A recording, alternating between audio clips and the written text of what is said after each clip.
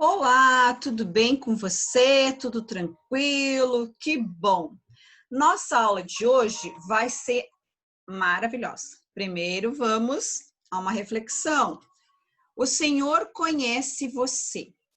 Lá em Provérbios 21:2 diz o seguinte: todos os caminhos do homem lhe parecem justos, mas o Senhor pesa o coração.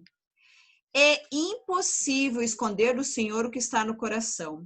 Ele nos conhece bem demais, certo? Essa é uma realidade revelada em muitas passagens das Escrituras. Você vai constatar diversas verdades sobre a onisciência divina quando nós estamos lendo alguns livros da Bíblia, como Samuel, Crônicas, Salmos, Provérbios, Jeremias. E esses trechos, eles nos falam muito sobre a pessoa de Deus. E lá nos diz que Deus, ele sonda os segredos do nosso coração. Ele conhece a nossa alma. E ele não vê como o homem vê sua aparência, né? Ele vê a mente, ele examina o justo e compreende os nossos pensamentos. Em resumo, o Senhor nos conhece. O Senhor conhece você, conhece a professora, e ele sabe tudo o que se passa em nossa alma, os nossos pensamentos, os nossos pecados, os nossos sofrimentos, os nossos tormentos, mas as nossas alegrias também, as tristezas, as inclinações que nós temos, as angústias, e ele conhece os seus sonhos, ele pondera a luz dos projetos divinos para a sua vida. Nada está oculto a Deus, lembre-se disso. Por isso, seja transparente. Você pode enganar a si mesmo, mas jamais conseguirá enganar o Senhor. Seja franco com Deus. Então, que a nossa oração de hoje seja: Pai, nada fica escondido de ti. Tu me conheces, teus olhos vão fundo em minha alma, e por isso posso me abrir plenamente. Nada pode esconder. Tampouco desejo fazê-lo. Examina meu coração, Senhor, e muda o que precisa ser mudado. Amém. Que essa seja a nossa oração, porque nós não somos completos, nós precisamos mudar, ser moldados, e o Senhor faz muito bem isso em nós. Agora, já refletimos, vamos à aula. Vamos trabalhar agora com a nossa apostila, ok? E aí você vai abrir a sua apostila aí, em categorias lexicais 2, que nós estamos trabalhando, ok? E agora você vai acompanhar o texto aqui, um texto bem interessante, que fala sobre um filósofo, né? O filósofo. E aí eu quero que você acompanhe a leitura junto com a professora. Pega a sua apostila aí, vamos acompanhar juntos para entendermos a narrativa. 1º de janeiro. Educado no colégio Caraçá, o coronel Venâncio Figueira, fazendeiro em Uberaba, havia se contaminado, pouco a pouco, de filosofia e de latim, de modo a preocupar-se mais do que o necessário com os graves problemas da vida. Manuseador cotidiano de certos autores profanos, ele se punha às vezes a pensar no alpendre de sua casa da fazenda. Sim, senhor, esses filósofos têm razão. Este mundo é tão desigual, tão cheio de injustiças, de irregularidades clamorosas, que qualquer mortal encarregado de fazê-lo teria feito melhor. E acentuava melancólico: este mundo está muito mal feito. À noite, porém, reunida a família na sala de jantar, o velho fazendeiro arreganhava os óculos no nariz, tomava a Bíblia, chegava para mais perto do lampião de querosene e punha-se a ler pausado o livro de Jó. E começava de novo a meditar diante das palavras do capítulo 38. Onde estavas tu quando eu fundava a terra? Faz-me saber se tens inteligência. 25. Quem abriu para a inundação um leito e um caminho para os relâmpagos e trovões? 41. Quem prepara aos corvos o seu alimento quando seus filhotes em plumes gritam adeus e andam vagueando por não terem de comer? Certo dia, dominado pelas ideias reacionárias bebidas em autores modernos, passeava o coronel pelo pátio da fazenda, quando, ao ver as andorinhas que voejavam por cima do gado, voltou novamente a raciocinar. É isso mesmo. Não há dúvida, o mundo é muito mal arranjado. Aqui está, por exemplo, este boi. Por que, tendo ele chifres, patas, orelhas e sendo tão forte, há de viver sempre na terra, a arrastar-se pelo solo, quando aquela andorinha, que não tem nada disso, se locomove rápida, ligeira, dominando os ares? Nesse momento, porém, uma andorinha que lhe passava por cima deixou escapar alguma coisa que lhe fazia sobrecarga e foi cair certeira na cabeça descoberta do coronel. Este levou a mão instintivamente à calva e, olhando os dedos brancos daquela indignidade, caiu de joelhos, clamando arrependido: perdoai-me, Senhor, perdoai-me. O mundo está muito bem organizado. O que nele há, o que nele vive, o que nele existe, foi feito com perfeição, com acerto, com sabedoria. E levantando-se, limpando a mão, imagine-se que fosse um boi. Imagine-se que fosse um boi, já pensou? Pois bem, Deus sabe todas as coisas, né?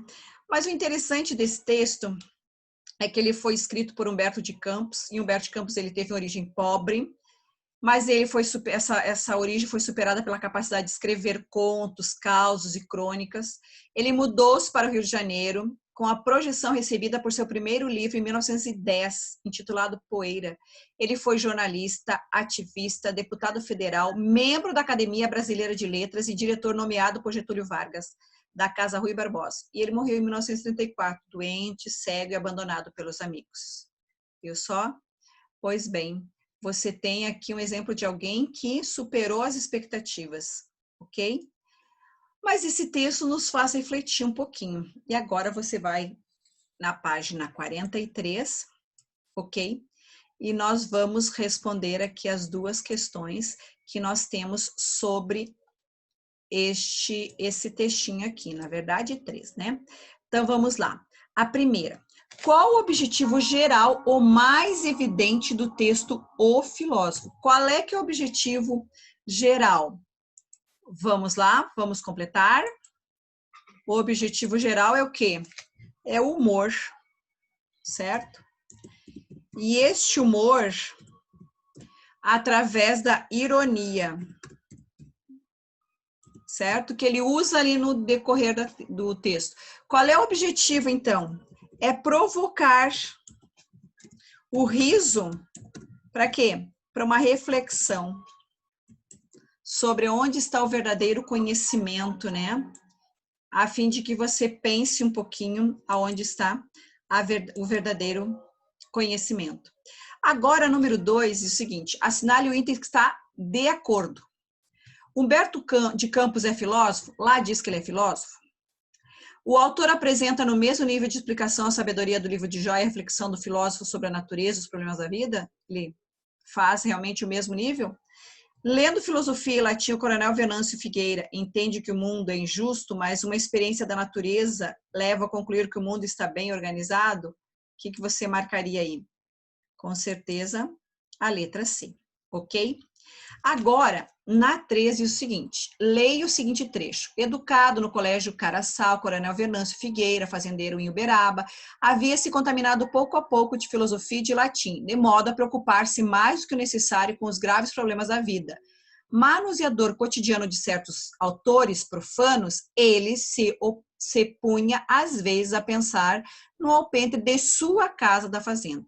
Agora, as palavras em destaque se referem a que elementos do enunciado? Vamos ver qual é a primeira palavra que está destacado aqui.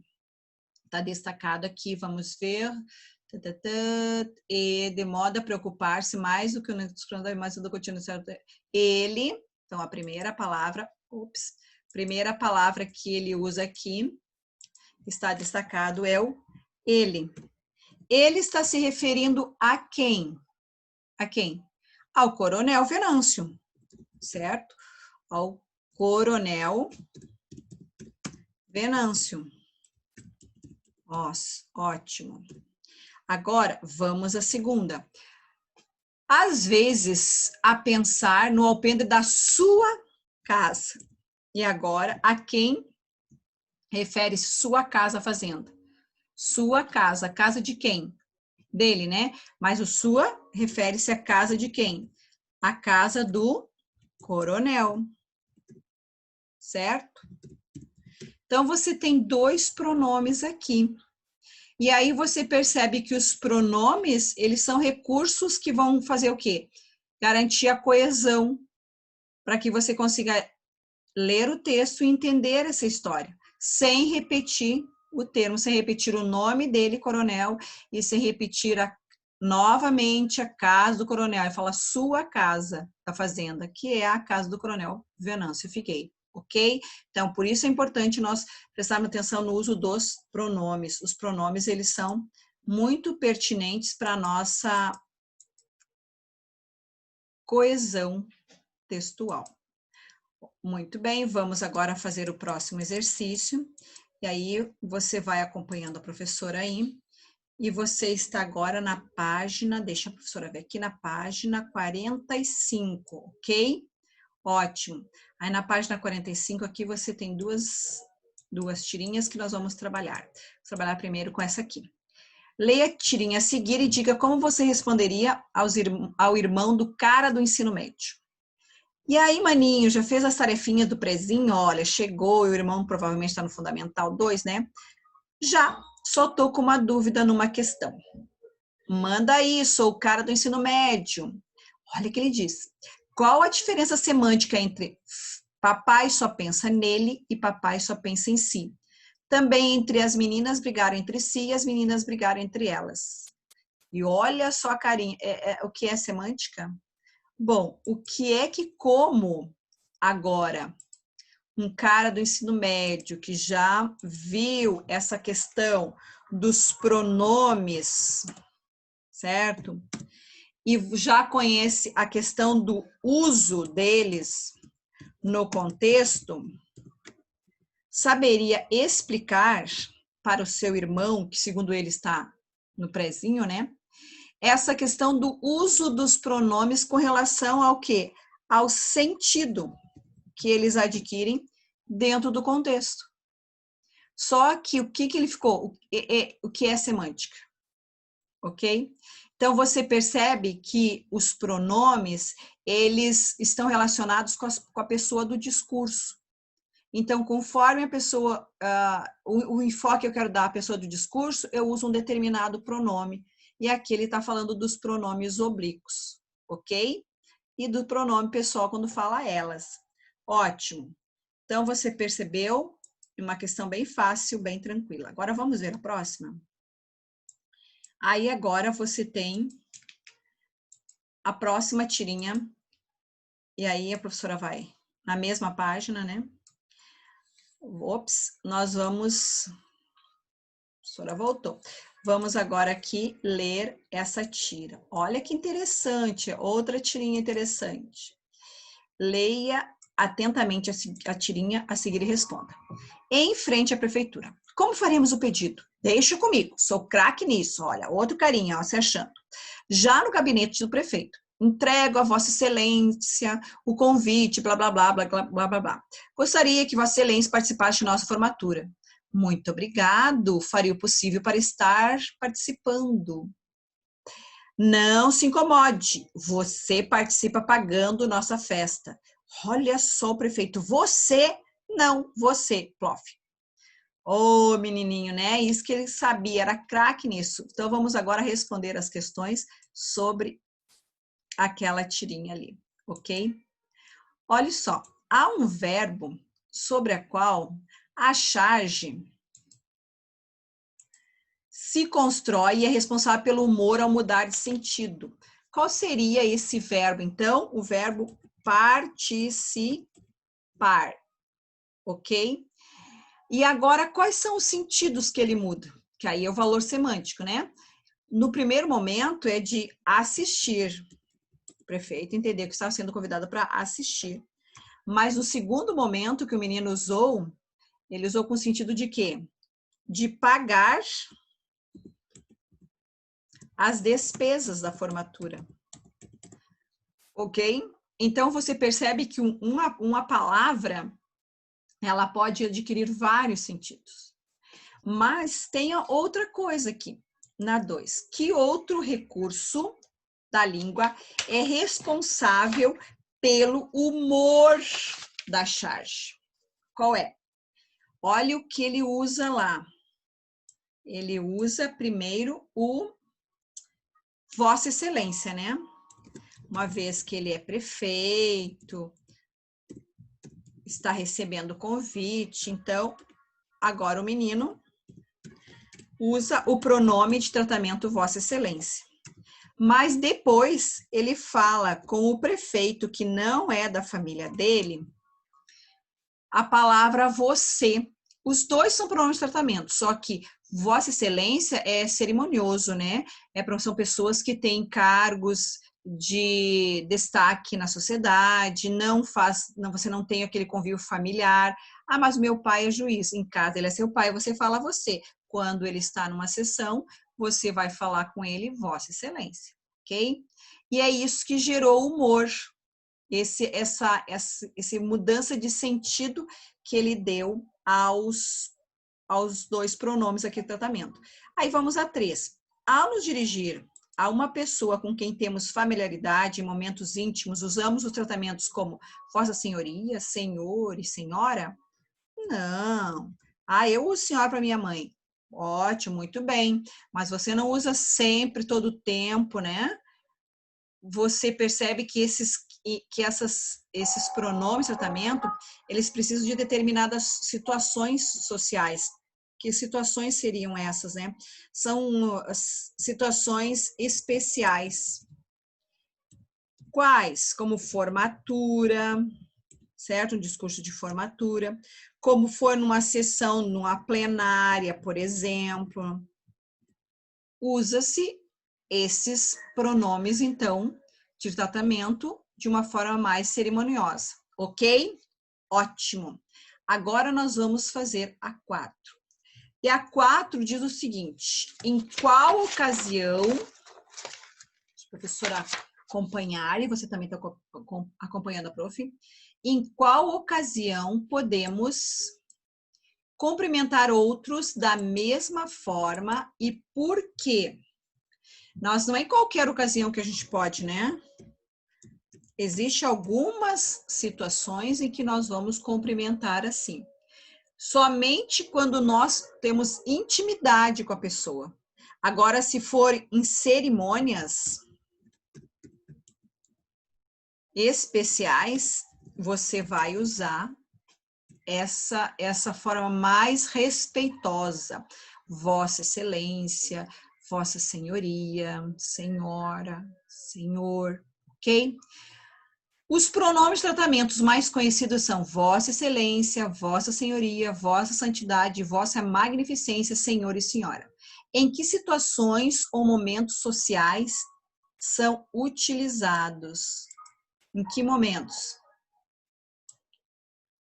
Em momentos especiais, certo? De eventos com cerimônias. Então, você vai usar esse tipo de linguagem. Por que que nós vamos usar esse tipo de linguagem? Em função de respeito. E porque nós não nós não temos laços familiares. Ah, mas eu tenho. Professor, o meu pai é juiz. Nós não estamos falando agora do convívio familiar de casa. Estamos falando do dia a dia, do cotidiano, certo? Agora vamos a 6. É adequado usarmos o pronome você para um juiz no momento de um julgamento ou para uma importante autoridade numa cerimônia? Não mesmo, você não pode. O juiz pode até mandar prender você por desacato à autoridade, cuidado com isso. Por que que não? Porque o juiz você vai usar meritíssimo. Por que que você usa meritíssimo? Porque ele possui o quê? Um título de respeito, ok? Então, você percebeu que os pronomes, eles ajudam a entender a situação comunicativa em que estão sendo usados. Então, dependendo da situação, você usa um tipo de pronome. Se você tem uma intimidade, é familiar, você usa o tu, ele. Mas quando você está falando com alguém que tem um cargo, que tem um certo status, você vai falar o quê? Vossa Senhoria, Senhor, Senhora, Meritíssimo, Vossa Excelência, Vossa Majestade, de acordo com o título que o indivíduo está agora desempenhando. Muito bem, muito tranquilo. Terminamos aqui as atividades. Você com certeza organizou as suas aí e a sua apostila está ficando completamente preenchida e eu fico feliz por isso. Agora eu quero que você observe o seguinte, que quando nós desenvolvemos as atividades discursivas, elas vão ajudando na escrita e no entendimento do conteúdo. Por isso é importante você preencher a sua. Faça isso. Ela vem exatamente para preparar o seu cérebro, a sua mente, para entendendo depois o uso mais complexo que é dentro do enunciado de uma prova, por exemplo. Ok? Muito bem. Falo com você na próxima aula. Espero que você esteja assim. Ou esteja assim. Ok? Beijinhos. Até. Bye, bye.